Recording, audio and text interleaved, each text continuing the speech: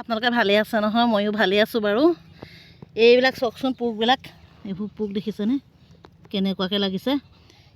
ইমান কষ্টকৈ ৰুলো মাটিটো, শান্তি নাইকিয়া হৈছে। গোটেই গুৰি চপাই গৰুৱে খোৱা নিচিনাকৈ খাই নিছে। চাওকচোন মাটিবিলাক কি গতি হৈছে। সেইবিলাক পোকবোৰ দেখিছেনে কেনেকৈ বগাই বগাই আছে। এই পোকবিলাক গোটেই গুৰি চপাই এনেকৈ খাই নিছে। কি কৰিলে ভাল হ'ব বাৰু চাওকচোন। ঢলপুৰ গাঁওখন ঢলপুৰ কচুৱা দেখিছেনে, গোটেই পোক লাগি গোটেই ৰোৱাবোৰ এইবোৰ গুৰি চপাই খাই নিছে। ভাবিছিলোঁ গৰুৱে খাইছে নেকি বুলি, গৰুৱে নাই খোৱা। গোটেই ৰোৱা খাই এমূৰৰ পৰা সিমূৰলৈকে এদাই হৈ গৈছে এইবোৰ গোটেই। আৰু বৰষুণ নাই দেখিছেনে, মাটিবিলাক কেনেকৈ ফাটি চিট হৈ গৈছে। পানী এটোপ নাই। অন্য জেগাত বৰষুণ দিছে, আমাৰ এই জেগাটোত বৰষুণ নাই দিয়া। আৰু এনেকুৱা পোক নহয় বাপৰে, পোকৰ পৰা মানে উপায় নাই। এইটো কি ধান খেতি হ'ব বাৰু চাওকচোন। কেনেকৈ খাই জীয়াই থাকিব বাৰু মানুহ এইটো গতি হ'লে মানে বাৰু চাওকচোন। এনেকুৱা পোক নহয়, বনবিলাক খাইছে গোটেই ধানৰ গুৰিলৈকে খাই আদায় কৰি নিছে।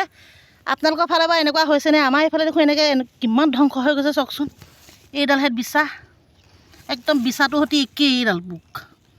ইমানেই ডাঙৰ ডাঙৰ পোকবিলাক দেখিছেনে। এইবোৰ বিশ্বাস নকৰে যদি, এইবোৰ হাতত দেখিছেনে, এইডাল হেত বিচা। এইবোৰ দেখিছেনে, এই দুডাল তিনিডাল এনেকৈ লাগিছে। গোটেই লড্ডালডা হৈ আছে। ইফালে মাটি কেপবিলাকত যে ফাটি গৈছে দুফাল তিনিফালকৈ, এইবিলাকততো কোৱাই নাই আচোন। গোটেই ৰোৱা ধ্বংস কৰি নিছে। কি খাই জীয়াই থাকিম ভগৱানে জানে আৰু। ভগৱানকে প্ৰাৰ্থনা কৰিছোঁ। এইবিলাক দেখিছেনে, এইডাল হেত পোক, এইটো পোক দেখিছেনে, এইডাল কিমান ডাঙৰ ডাঙৰ পোক দেখিছেনে। এইবিলাক বাৰু কি খাই জীয়াই থাকিম বাৰু চাওকচোন। ইমান কষ্টকৈ মাটি বাৰীবোৰ ৰুই পেলাই যদি এনেকৈ গৰুৱে খোৱা দৰে যদি টকলাকৈ খাই নিছে, মাটিবিলাক ফাটি চিটি এদাই পোকেও খাই ধ্বংস কৰি নিছে। কি হ'ব বাৰু এইবাৰ চাওকচোন।